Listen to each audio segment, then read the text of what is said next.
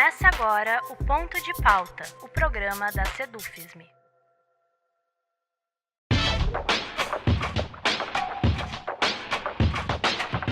No próximo dia 7 de novembro, a Sedufisme completará 35 anos de vida. E essa história pode ser o ponto de partida para ilustrar algo maior, que é o papel do sindicalismo na luta pela defesa de temas centrais para um país. Afinal, são 3 décadas marcadas por diferentes conjunturas, nas quais se apresentaram diferentes desafios, mantendo sempre no horizonte a defesa da universidade pública e da educação pública, dos seus trabalhadores e trabalhadoras, mas agregando também as pautas específicas de cada um desses momentos. E é sobre isso que vamos falar no ponto de pauta de hoje. Como convidada, a professora da Faculdade de Educação da Universidade Federal da Bahia e atualmente professora visitante na Universidade Estadual de Santa Cruz, Celi Tafarel. Eu sou Rafael Balbueno e o nosso ponto de pauta de hoje é a importância da luta sindical. Professora Celi, em primeiro lugar, muito obrigado pela sua disponibilidade em conversar conosco. Rafael, querido, eu quero também agradecer o convite e dizer que é extremamente importante quando nós estamos próximos da data de aniversário do nosso sindicato, 35 anos, podermos falar sobre a importância do sindicalismo. Muito obrigado pelo convite. Perfeito, nós que agradecemos. Professora, para começar, como eu falei na abertura, a Sedufisme está prestes a completar 35 anos. Se nós formos falar do Andes, o Andes tem mais de 4 décadas de existência. Então, no final das contas, a gente está falando de 2 ferramentas da luta sindical que perpassam basicamente toda a história recente do Brasil, desde a redemocratização. Então, antes de nós entrarmos na temática da educação especificamente, eu lhe pergunto qual é o papel que cumpriu e que cumpre a luta sindical na construção desse Brasil pós-ditadura, por exemplo. Eu vou destacar 3 elementos fundamentais e, com isso, ressaltar a importância da luta sindical. Se nós nos reportarmos ao período militar, nós vamos verificar pelos fatos que um dos grandes movimentos para fazer o enfrentamento à ditadura militar, civil-militar da época, foi o movimento sindical. Nós vamos ver como os trabalhadores começaram a se organizar, como os trabalhadores lutaram por uma central sindical de trabalhadores.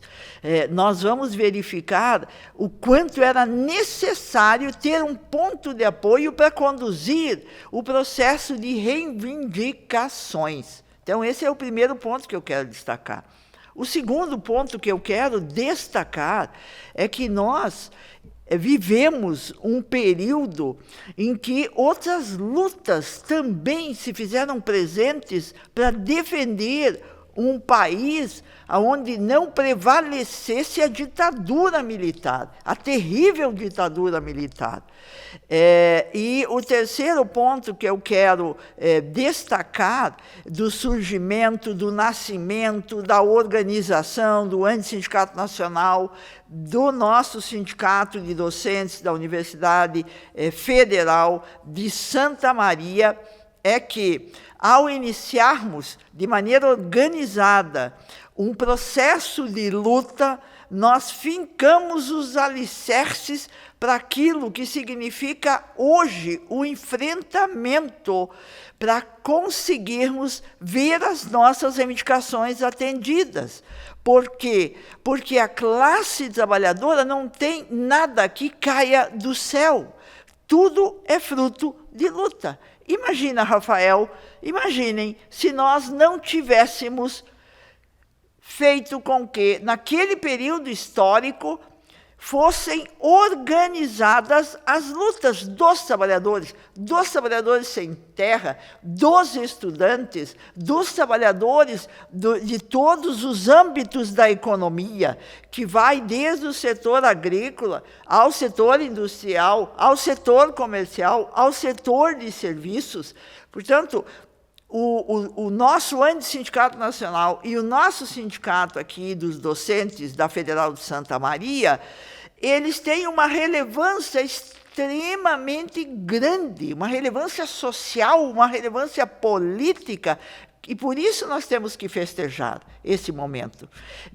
Temos que fazer a autocrítica, temos que ver aonde acertamos, aonde erramos, e o desafio que nós temos pela frente. Porque desde o Papa Francisco até o presidente da República, o sindicalismo tem sido ressaltado e tem sido mencionado como fundamental num período em que se destroem forças produtivas. Perfeito. Professora, eu creio que o atual governo federal e o anterior ilustram bem uma questão importante ao sindicalismo. Afinal, com o Bolsonaro, nós tivemos 4 anos de um governo que tinha o sindicalismo e também a educação, entre outros setores, como inimigo público declarado por parte do governo. E agora nós temos o governo Lula, que tem uma perspectiva completamente diferente de setores como sindicalismo e educação, mas que certamente também exige a manutenção de uma mobilização do sindicalismo, da educação, enfim. Então, independente do cenário, tem tarefa para o sindicalismo, ao que parece. Eu queria que a senhora falasse como a senhora vê o papel do sindicalismo nesses dois contextos, por exemplo, completamente antagônicos, da perspectiva de ter como inimigo ou não ter. Rafael, muito inteligente essa pergunta. Sabe por quê? Porque ela me permite refletir e dialogar com você sobre o que tem para além de governos, o que tem para além do governo Bolsonaro, o que tem para além do governo Lula. E nós vamos constatar que tanto o governo Bolsonaro como o governo Lula, eles estão sob uma pressão internacional do imperialismo que atribui às nações o papel que a nação deve ter para manter um modo de produção capitalista. E, portanto, nós vivemos num Estado que é um Estado submetido às leis do capital, e isso significa, nesse momento histórico, tanto de Bolsonaro quanto de Lula, de se submeter aos ajustes estruturais, que são os ajustes para manter taxas de lucro. Portanto, uma coisa é nós, professores, enfrentarmos governos que apoiam essas medidas, que ampliam as medidas fundomonetaristas, que têm acordo com as medidas fundomonetaristas, e que vão continuar fazendo o que o Banco Mundial, o Fundo Monetário Internacional e as agências, enfim, querem que o nosso país faça. Que o nosso país seja um país subsumido aos interesses do capital, seja um país que forneça matéria-prima, seja um país que tem toda a sua natureza, o seu meio ambiente apropriado pelo capital internacional. Hoje nós temos regiões que já não nos pertencem mais e portanto, você tem governos que vão implementar políticas de governo e políticas de Estado. As políticas de Estado nós arrancamos a duras penas para estabelecer uma Constituição. E o que aconteceu no governo Bolsonaro? Mais de 100 medidas que simplesmente retiraram da Constituição direitos da classe trabalhadora. E, portanto, fizeram com que as decisões parlamentares elas caminhassem na linha da regressão social, caminhassem na linha ao retirar direitos, ao destruir serviços públicos, constitucionalizassem a barbárie. A barbárie foi constitucionalizada no governo Bolsonaro. Quando o governo Lula assume, nós temos os documentos da transição. E o que nos dizem os documentos da transição? Terra arrasada. É necessário recomeçar. É necessário reconstruir. Só que Rafa, meu querido, o que tem por trás do governo Lula?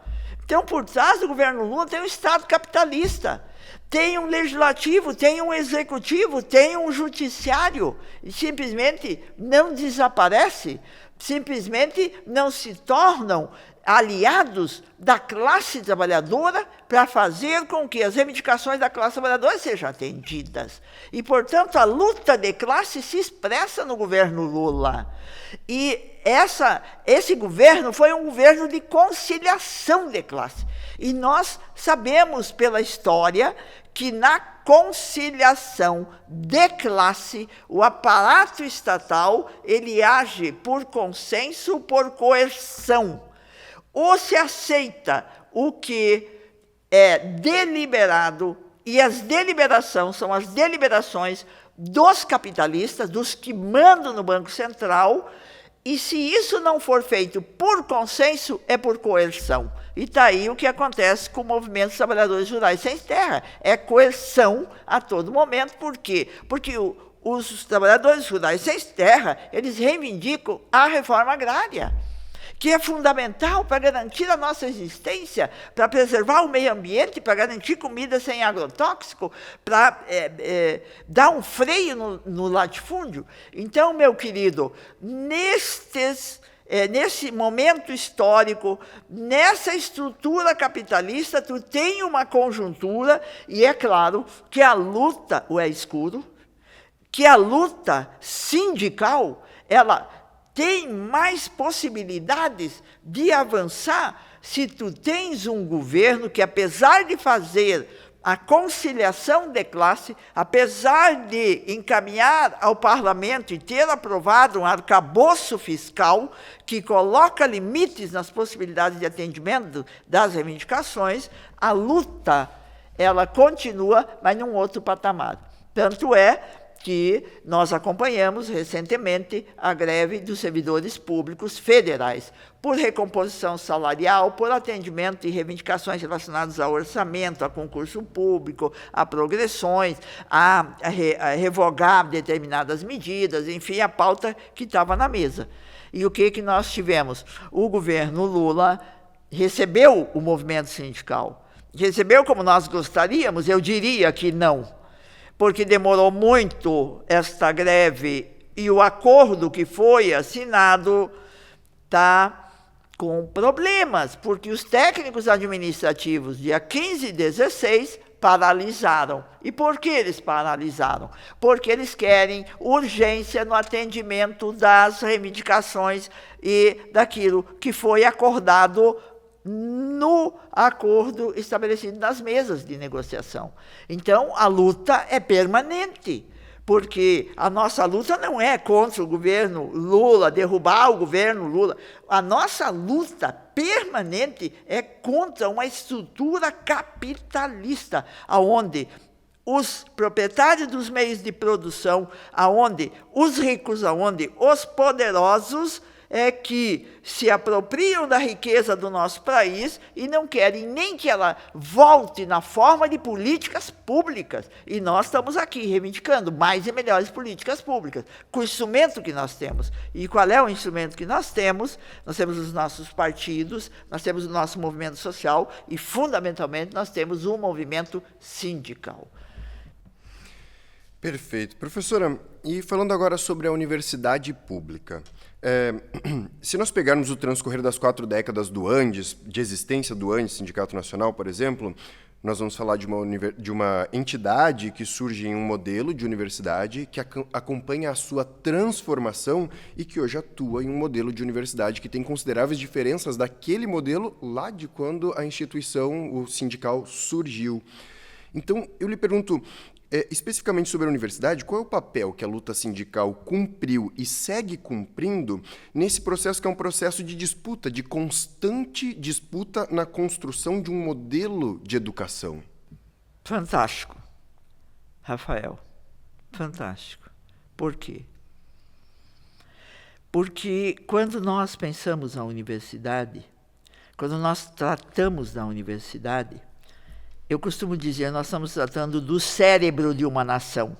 É onde uma nação se pensa, se projeta, se planeja, forma aqueles que serão os médicos, os engenheiros, os arquitetos, os professores, os filósofos, os matemáticos, os físicos, enfim, tudo aquilo que nós precisamos para sermos humanos, para nos humanizarmos. A universidade, se nós pegarmos toda a história da humanidade, desde que a universidade surge, ela surge com uma função social. E essa função social da universidade é fundamentalmente responder a uma necessidade ontológica. Nós não estaríamos sentados aqui se nós não tivéssemos avançado nas técnicas, nas tecnologias que permitiram à humanidade produzir alimentos. Se nós não nos alimentarmos, nós não estaríamos aqui. Alimentos, a vestimenta, a moradia, o transporte, todas as nossas necessidades. A universidade, ela é vital para a humanidade. Não é uma questão de uma época, de um período. Desde que nós nos conhecemos por seres humanos, nós temos necessidade de lidar com o conhecimento, de lidar com a cultura. E a universidade é o lugar onde você vai tratar da cultura científica, filosófica, artística, corporal, e isto tudo avança. E isso tudo precisa de condições, e isso tudo precisa de orçamento, e isso tudo precisa de pessoas, e pessoas saudáveis, e precisa de pessoas que tenham condições, que tenham formação. E eu quero, antes de continuar, fazer um parêntese, eu quero parabenizá-los. Vocês fizeram uma matéria sobre a questão do professor. Não tem universidade sem professor, como não tem universidade sem estudante, como não tem universidade sem condições objetivas e sem o conhecimento. Vocês fizeram uma matéria dizendo: docentes da Universidade Federal de Santa Maria relatam como o trabalho tem invadido a vida pessoal por meio do celular. Vocês delimitaram ali, vocês pegaram o evento. Mas o que você está me perguntando é muito mais abrangente. Você está me perguntando sobre, sim, nós tínhamos um modelo de universidade, porque tinha, sim, o quê? Tinha um processo de produção naquele período histórico, e a ele correspondiam organizações do trabalho.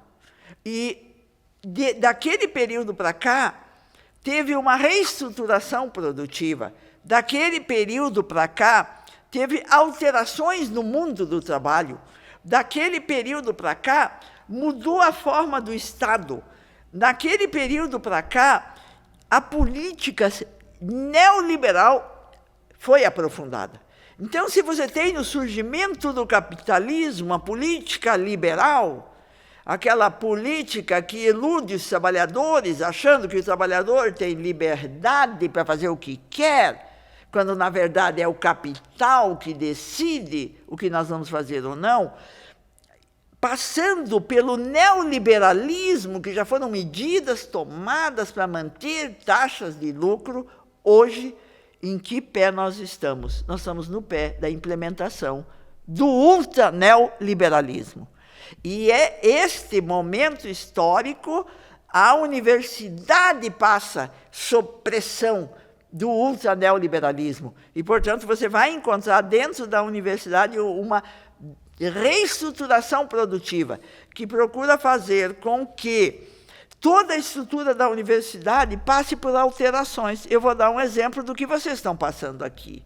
Vocês estão passando aqui por uma reestruturação nos departamentos que visa fazer com que um funcionário ele seja funcionário de vários cursos, um funcionário seja funcionário de vários departamentos. E isto significa menos concurso, menos gasto com salário e significa colocar mais tarefas nos ombros dos professores, que vão ter que começar a desempenhar funções, e muitos já desempenham. Eu estou falando isso porque fui diretora de faculdade, muitos professores desempenhando o papel que deveria ser de responsabilidade do trabalho do técnico administrativo. E por que tudo isto?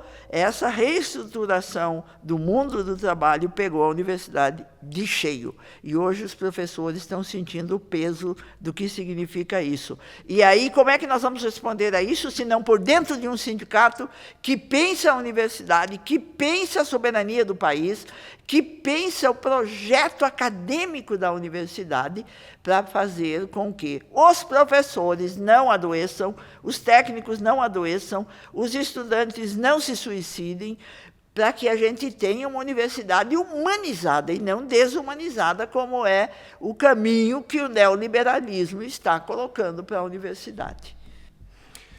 Perfeito, professora. Então, para encerrar, eu queria pegar um pouco do gancho do que a senhora já iniciou falando agora, de certa forma até já respondeu, mas nós fizemos algumas perguntas que fizeram um balanço, e para encerrar, eu acho que seria interessante a gente falar um pouco sobre o futuro.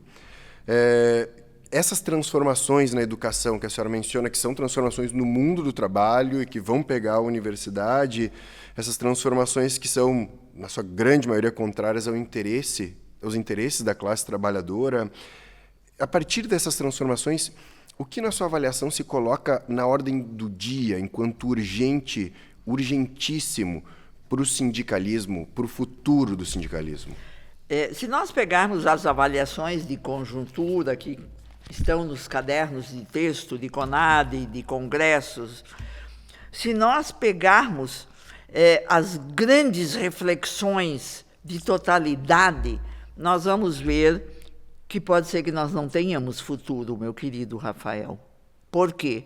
Porque paira sobre nós a crise climática, paira sobre nós uma crise nuclear, paira sobre nós um retrocesso civilizatório, uma regressão social.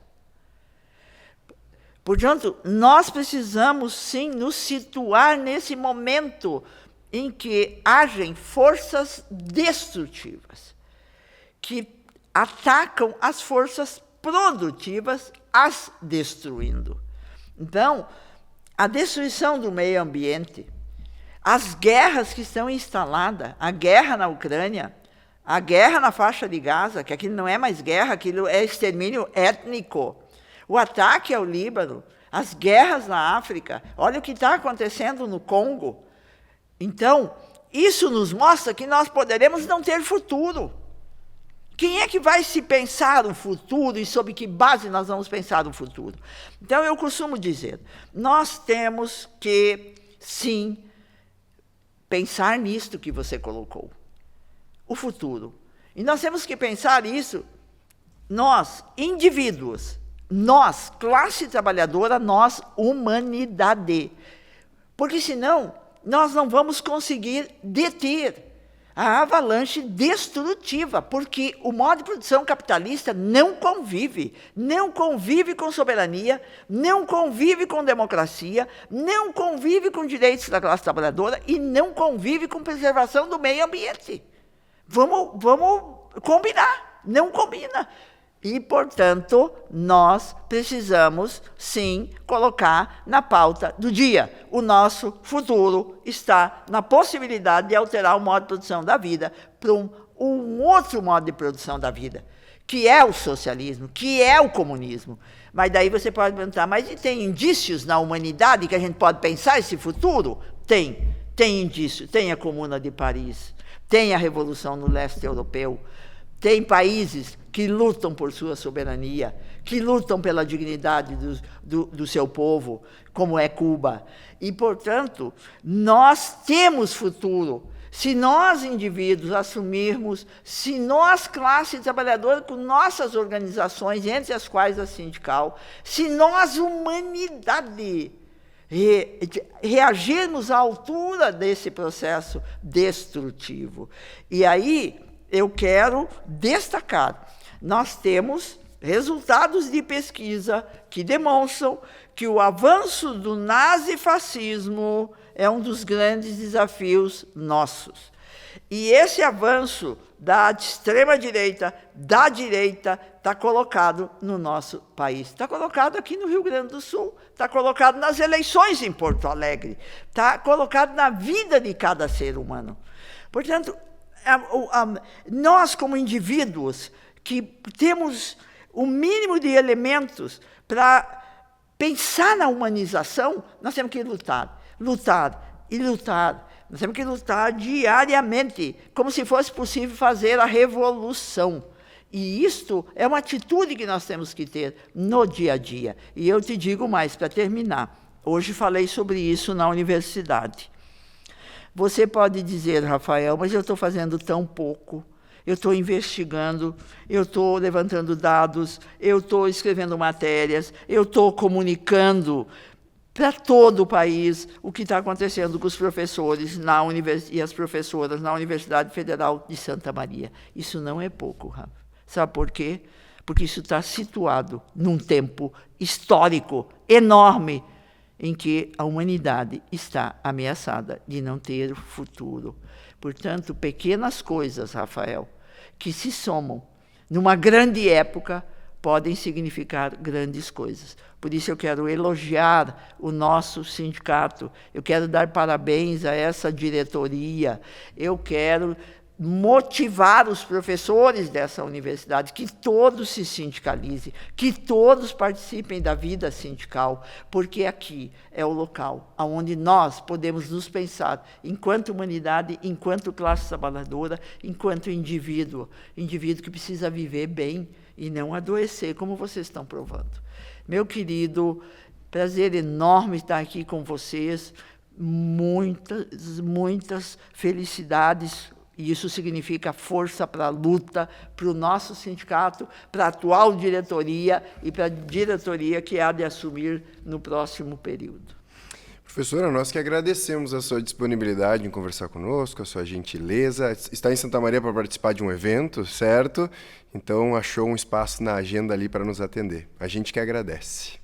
Sempre estarei à disposição, e eu costumo dizer, aonde tiver duas pessoas dispostas a refletir sobre o nosso futuro e sobre o que temos que fazer enquanto indivíduo, enquanto classe, enquanto humanidade, eu quero estar ali. Quero estar do lado de bravos batalhadores do povo, como são os sindicalistas, como é o nosso sindicato. Viva o sindicato dos docentes as docentes da Universidade Federal de Santa Maria. E parabéns pelo trabalho da comunicação. Muito obrigado. Assim, encerramos aqui o nosso ponto de pauta de hoje, que contou com a presença da professora da Faculdade de Educação da Universidade Federal da Bahia e atualmente professora visitante na Universidade Estadual de Santa Cruz, Celi Tafarel. Essa edição do Ponto de Pauta, como de costume, estará disponível em vídeo e podcast no nosso site e nas nossas redes sociais. O endereço do nosso site é sedufisme.org.br. Obrigado pela audiência e até a próxima.